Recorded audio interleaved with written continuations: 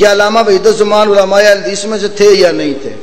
شروع میں حنفی تھے، اس وقت انہوں نے شرح وقایہ کا ترجمہ نور الہدایہ بھی لکھا، اور ان کے اوپر ان کا تقلید کے حق میں مقدمہ بھی موجود ہے۔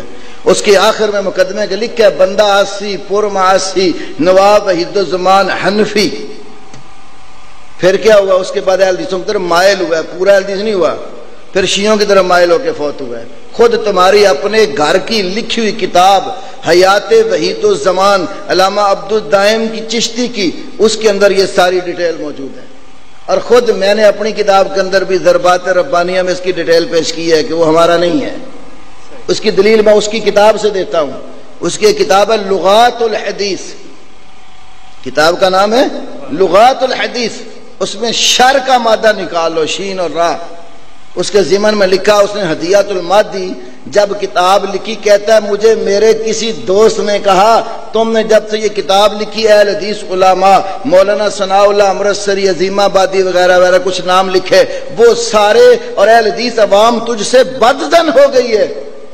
تو کہتا ہے میرے ساتھ کوئی اعتقاد نہ رکھے، میں جو ہے نا کسی کے گھر کی روٹی نہیں کھاتا۔ تو صاحب اس نے لکھا کہ اہل حدیث علماء اور عوام مجھ سے بالکل بدظن ہو چکے، یہ اس نے خود اپنی کتاب میں لکھا ہے۔ اگلی بات، میں نے اپنے درس میں یہ بات ذکر کر دی ہے کہ ہمارے کسی کوئی اہل حدیث عالم بھی ہو، اگر اس نے ایسی بات کہہ دی ہے جو قرآن آپ پیش کرتا ہے اس کے خلاف جاتی ہے، حدیث رسول کے خلاف جاتی ہے، تو اہل حدیث و غیر اہل حدیث و قابل قبول ہی نہیں ہے، کیونکہ جب آپ کہتے ہو کہ ہم غیر مقلد ہیں، کہتے ہیں نا میں کہ یہ غیر مقلد ہیں، تو پھر یہ تان کیوں کہ نواب نے یہ لکھا، نواب نے وہ لکھا؟ جو نواب نے لکھا اس سے بڑھ کر میں آپ کو آپ کی کتابوں سے دکھا دیتا ہوں۔ کچھ ایسے مسائل بھی ہیں کہ اگر مولوی کسی کو ضرورت ہو تو میں صرف عربی پڑھ دوں گا۔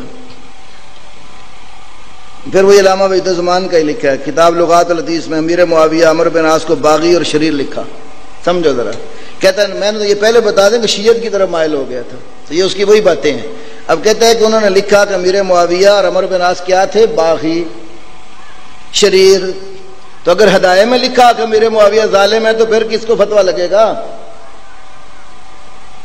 ہدایہ ہے کہ نہیں ان کی موت پر کتاب؟ فقہ حنفی میں ہدایہ کا مقام ایسے ہے جیسے آسمانی کتابوں میں قرآن کا مقام ہے، ایسے فقہ حنفی کی کتابوں میں ہدایہ کا مقام ہے۔ ان الہدایۃ کالقرآن قد نسخت ما کان قبلہا، کہتے ہیں ہدایت تو قرآن کی طرح ہے جیسے قرآن نے پہلی کتابوں کو منسوخ کر دیا، تو فقہ کی جتنی پہلی کتابیں تھی ہدایت نے آ کر ان کو منسوخ کر دیا۔ اٹھاؤ ہدایہ کتاب و ادب القاضی، کتاب و ادب القاضی میں ہدایہ میں لکھا ہے کہ ظالم شخص سے عہدہ قبول کرنا جائز ہے جیسے صحابہ نے امیر معاویہ سے قبول کیا۔ یہ آپ کی ہدایہ میں لکھا ہے۔ ہدایہ والے پر جو فتویٰ لگا، نواب تو اسے بہت چھوٹا ہے، ہدایہ والے پر کیا کہتے ہو؟ اسے اوپر جاؤں؟ اجازت ہے؟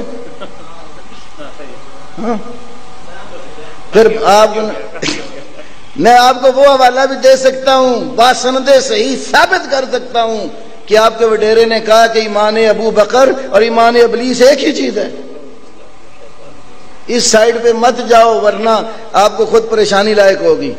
جو حضرت ابو ہریرہ کو، حضرت انس کو، حضرت سلمان فارسی کو غیر فقیہ کہنے والے، وابسہ بن معبد کو مجہول العدالت کہنے والا تیرا نور و انوار والا ملا، صحابہ کے اوپر تو آپ خود اور آگے چلے جاؤ۔ اٹھاؤ یہ جو سنن ابن ماجہ کے اوپر حاشیہ تمہارا عبدالرشید نعمانی کا، اس نے لکھا امام ابو حنیفہ نے کہا ہے، اگر وہ بات اس لیے میں نہیں چھوڑ رہا، میں تھوڑی سی آسان دکھا رہا ہوں کہ اس نے کہا ہے کہ اگر ایک طرف میرا قول ہو ایک طرف ابو ہریرہ کا قول ہو، میں اپنا قول ابو ہریرہ کے قول کے مقابلے بھی نہیں چھوڑ سکتا۔